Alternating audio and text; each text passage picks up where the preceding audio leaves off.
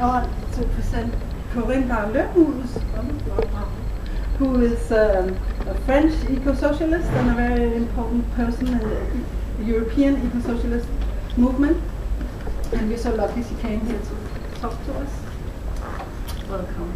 Thank you. Thanks, first of all, for your invitation, of course, and also a regional councillor in France, elected. So maybe if you want in the debate, we can also go more precisely to more concrete examples. But for my presentation, as far as I don't feel that comfortable improvising in English, I had a text. That's the reason of the computer here. So sorry if this sounds a little bit formal, but I wanted to make sure that every important points would be addressed in the presentation, and then we can, of course, have the debate. So the subject I proposed was to talk about eco-socialism as a political project to reconcile environment and jobs, and also to reconcile citizens and politics, because we can see that these are mostly the major issues we have to face to get these red and green alternatives united and reinforced. And we also know that we are in the current state of situation where these austerity politics spread all around Europe. We also had the last International Climate Summit in Paris in December, this COP21, that of course has once again failed to meet the necessary ambitious objectives about climate. And it becomes, at least to us, more and more obvious that we need to address simultaneously economics, climate and social issues all together in a brand new approach if we want to have a solution, an alternative solution to propose.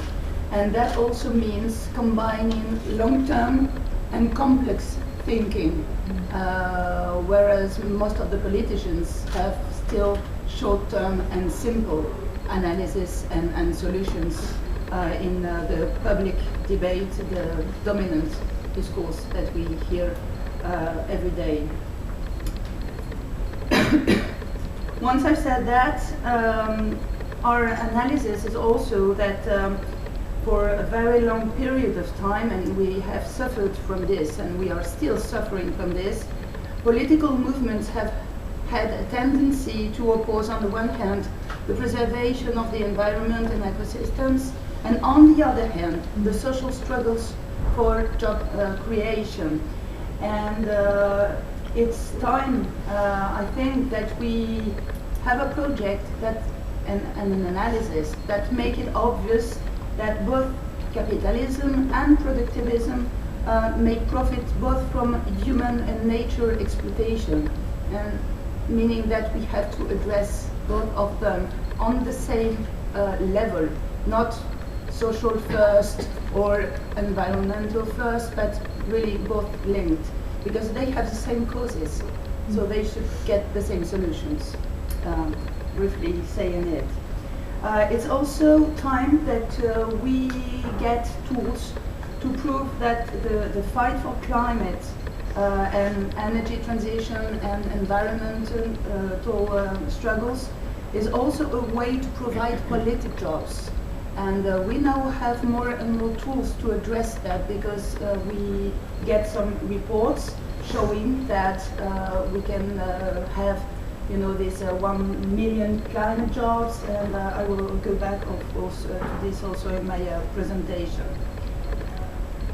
I won't come back on what you already know by heart about this, you know, dominant discourse since the 70s about the TINA, there is no alternative thing, that was developed by Margaret Thatcher and Ronald Reagan, trying to convince everybody that, well, there is no alternative, so we don't need any collective reflection, we don't need collective action, and we don't need to think of politics, because if there's no alternative, then what would be the use to gather and you know, have this kind of discussions?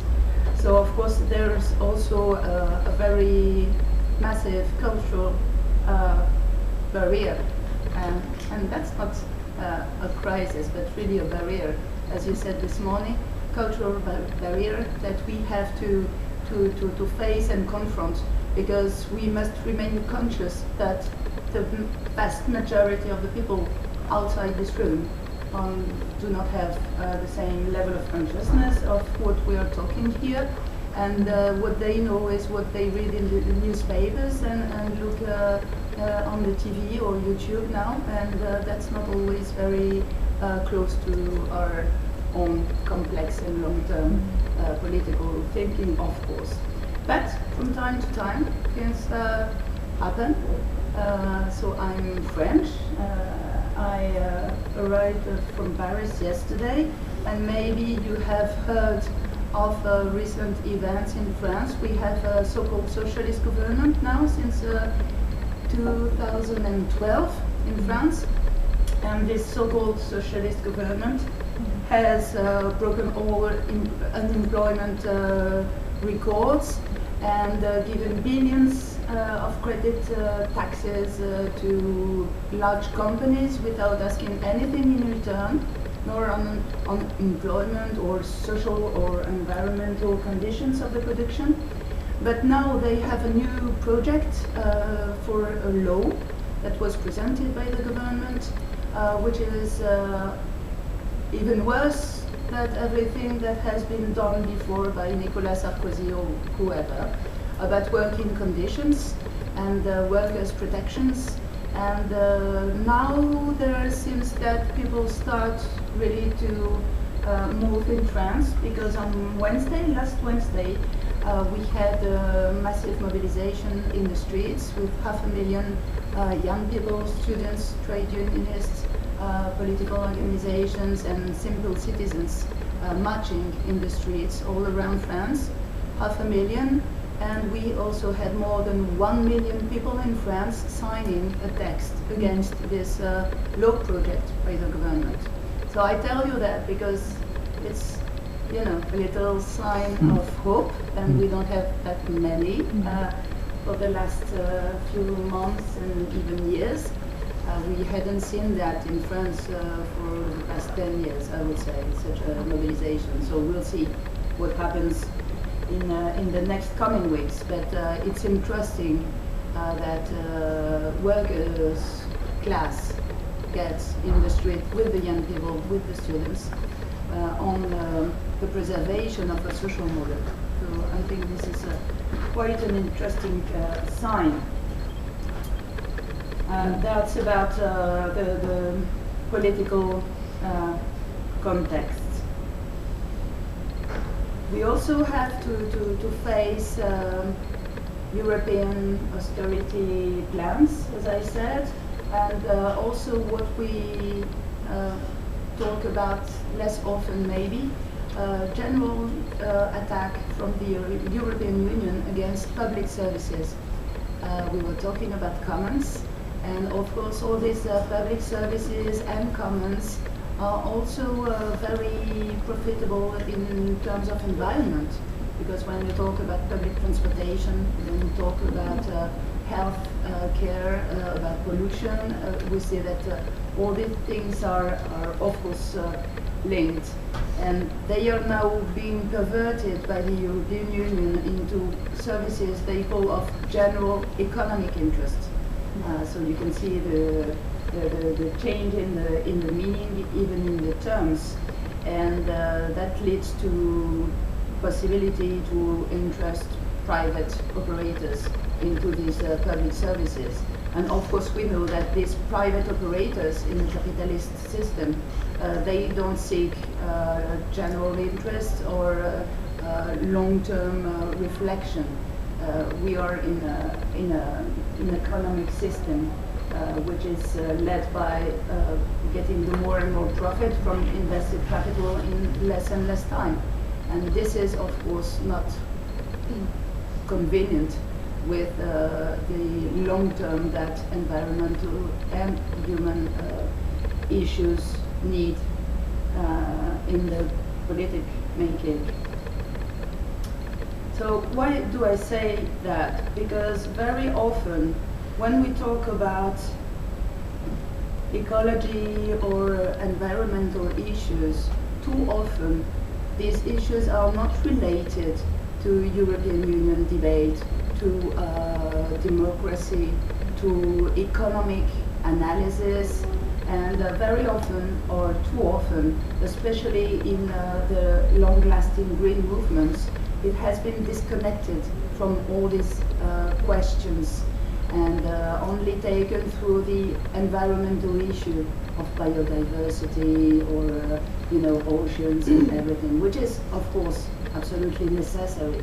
But you can't disconnect that from the global view of the production organization and the organization of trade agreements and international finance and the way the European Union is having a more liberal system for the public services and all of that. And this is really because we had this systemic analysis that we thought that there was a need for a synthesis, a new political synthesis, which is called ecosocialism, which already existed because people have been talking about ecosocialism since the 70s at least, and many very brilliant thinkers and researchers have made many things about ecosocialism. But until now, you had the choice between the Marxist approach for ecosocialism or the environmental approach for ecosocialism, and you didn't have that common project that could unite both trade unionists and Greenpeace activists. It was different branches. And what we wanted to do is to try to find common terms, common project, common text, so that all these people would realize that they don't have to oppose to each other, because in fact they stand in front of the same enemy, and they should rather join forces. I have examples of places of struggles. Say around a production unit that would cause pollution to the river, and you had on the one side the environmental activists that would say we should close this firm, and on the other side the trade unionists that would say well, humans are more important than the river and we need the jobs, so we should not close the firm.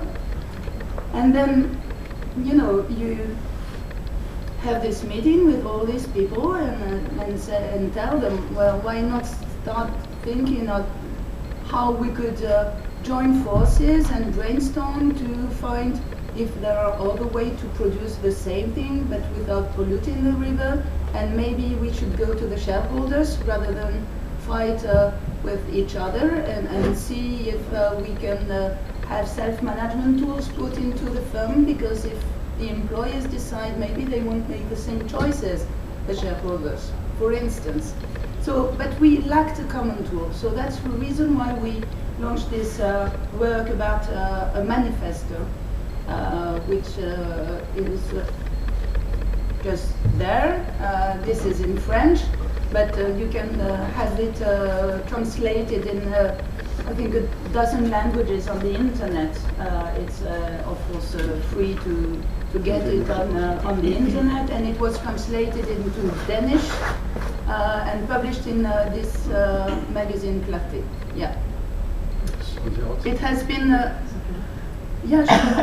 it has been a collective work for several months in which we tried to join these eco-socialist people from different political approach and tradition, so that I hope the result is that you can give this manifesto to a socialist, to a Marxist, to a citizen for the rights and equality, for feminists, to many different kind of political engagement, and everybody could find his or her own words and interests so that we can build a common language.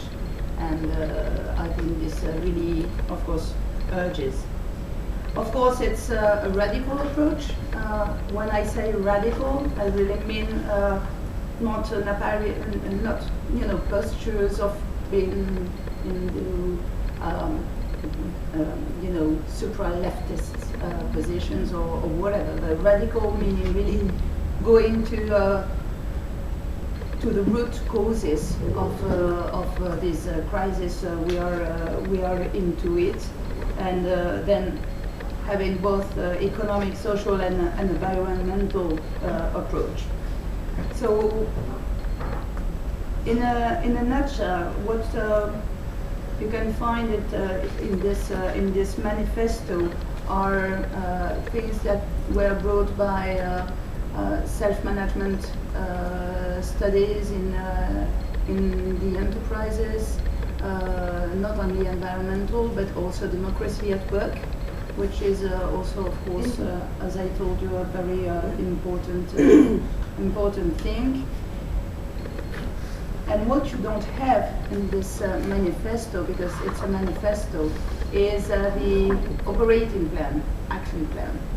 So we have, of course, followed this work with all the tools that we needed. Once you have the political project, then you have to have, the tools to implement it.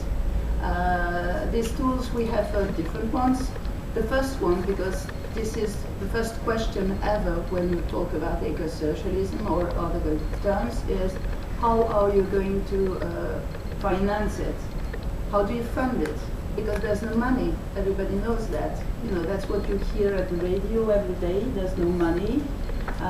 So austerity. So how do you finance this energy transition, this collective transportation, this familial agriculture? How do you do this public politics? And so we had an exercise we called in French contre-budget, counter-budget.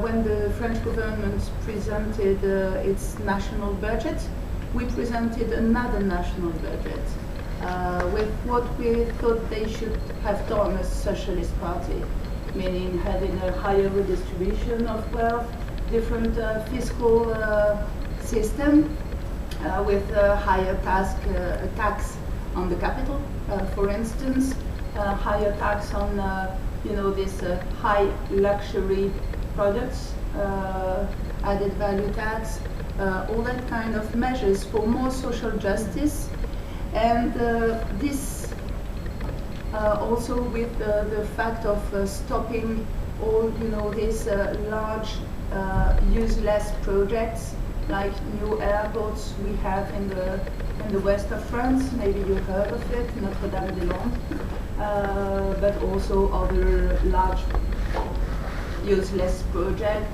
between France and Italy. They want to, I don't know how to say it, to have a new rail train, a new TGV, qui traverse the Alps, the mountain Alps. Okay, so that's absolutely huge.